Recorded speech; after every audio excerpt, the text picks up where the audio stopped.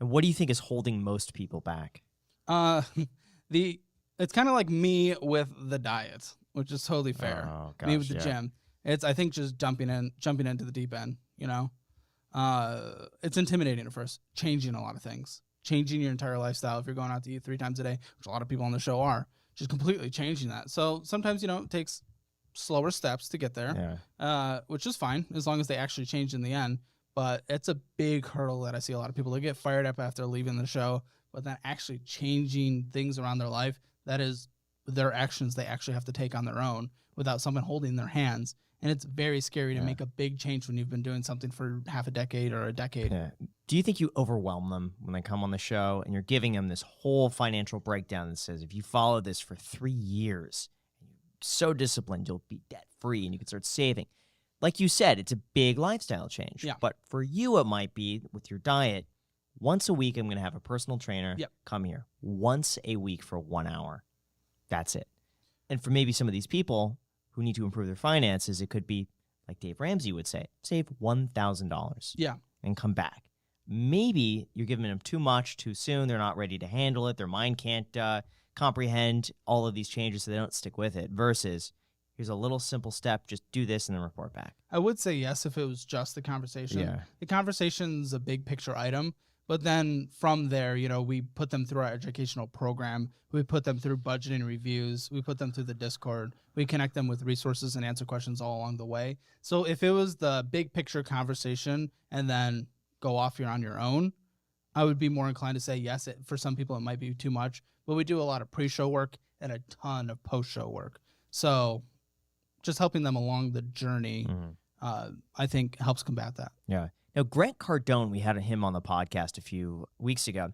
He said that for people who want to make a lot of money, they should not be liquid. They should have very little money in their bank account because that means they're all in, they're all invested. They have to make it work. Then everyone on my show's rich because they have $0 in their bank account. So you disagree with it? Well, I don't know. I don't know where you're going with bad that. Advice. I want to get your thought. I want to get your thought on that because from Grant's perspective, there is an element of truth when you have nothing left to fall back on. You have to make something work. You're all in. You're all invested. It's the Dave Ramsey $1,000. Correct. It's like burning. Yeah, it's burning the ships. It's like, I got to make this thing work. And because of that, I'm going to be so much more driven because I have no money in the account and I'm putting everything I have into what I'm doing. I'm down with that philosophy, but nothing ever in this entire world is one size fits all. Nothing ever. Especially psychology is not going to be one size fits all. So for some people, that might work. For some people, seeing that they're just so close to falling off, we've had them on the show. They're so close to just falling off the deep end. They're just like, I don't even care anymore. I don't even care. It's just happening. I can declare bankruptcy if I need to. And I'm $1,000 away. It doesn't even matter. We're already there. So for some people, it's going to be different for everyone. Jack, what did you say about that? Because we had a conversation on the walk from the airport about exactly that. Like, do people feel bad about their situation? Do they realize So how what I severe? noticed when I was watching a lot of your episodes is like people are in horrible financial situations, like hundreds of thousands of dollars in high interest debt, just objectively not doing okay. Yet it seems like they're just completely apathetic to it. It just doesn't matter to them. And I don't understand how, granted, I've never been in a situation like that, but like I still sweat when, certain big expenses come up and stuff like that. But how do these people, they just seemingly don't care whatsoever? I was in that situation. And I was in that situation, a decade, 11 years ago. I didn't care because there was a lack of education. There was needing to jump in the deep end. It would be such a change that I just wasn't willing to take, and I didn't see the benefits of it, or the benefits really going to outweigh it. I didn't really see it, and I didn't really realize just how dire it is. So that's where I really try to get across, and sometimes it comes across a little squeaky, but I try to let them know just how truly bad it is. I kind of talk about it in a way where it's like, this is the part of Kitchen Nightmares where Gordon Ramsay's going through all the stinky food and he's vomiting. He's like showing you how fucked up this is, and you probably didn't realize it until right now. And then we try to get down to the core issues and what it can take to change things. So, like, why do you think people are just so apathetic towards it? Like, you're literally telling them, oh, you have over $100,000 in high interest debt. And they're like, yeah. See, I said that people are just used to it at that point. Like $100,000 to them is normal. It doesn't seem unreasonable because they've already experienced it. So they're experiencing, oh, that's normal. And then to them, what's an extra $1,000 on top of that? It's like 1% of what I owe. It's not that big of a deal. We have people in their mid-30s, you know, they've Yeah. been in bad debt since they're 18. It's That's all they know. It's just their Yeah. life. Yeah, it's their day-to-day. We had one dude, and we filmed a couple days ago, and he can't sleep at night because of his debt. Like, he literally cannot sleep, like, half the nights because he's just stressing about the debt. So he's finally starting to wake up to how bad it is. But until he was educated and realized how bad that debt was, it was just every day for him. Yeah. Just building up more debt. Doesn't matter. That's what I did the day before. It's just normal. It's a part of American Yeah. culture. So my parents told me I could do. Yeah. What's crazy is that I read something about the hedonic treadmill that said you adjust whatever situation you're in within about 6 months. So lottery winners will feel about normal again 6 months from the time they win. Same thing like people who are maybe in a car accident. They become disabled.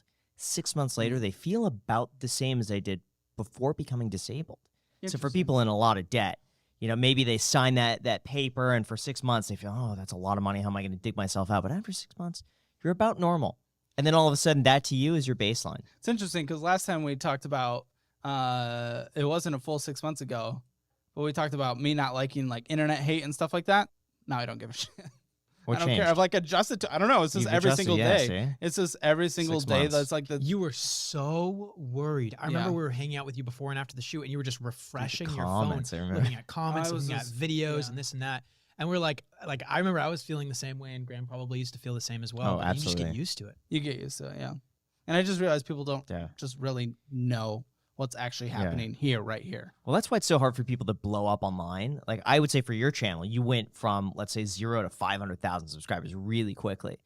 Most people would have to grind through that for years. Yeah. And so they'll get some comments. It'll grow over time as they get used to it. So by the time they get all these hate comments, it's like, oh, I've just been dealing with that the entire time. Yeah. But for you, it's like going from everyone loves me to all of a sudden out of 500,000 people, we have 100 who hate you, Yeah. who can't stand you, and they want to make that very well known. yeah. So it's a lot to adjust to. Caleb Hammer's very evil.